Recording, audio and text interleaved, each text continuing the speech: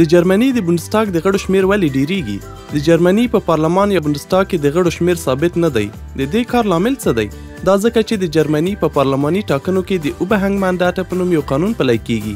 خو اوبهنګ منډاټه څه ته وایي؟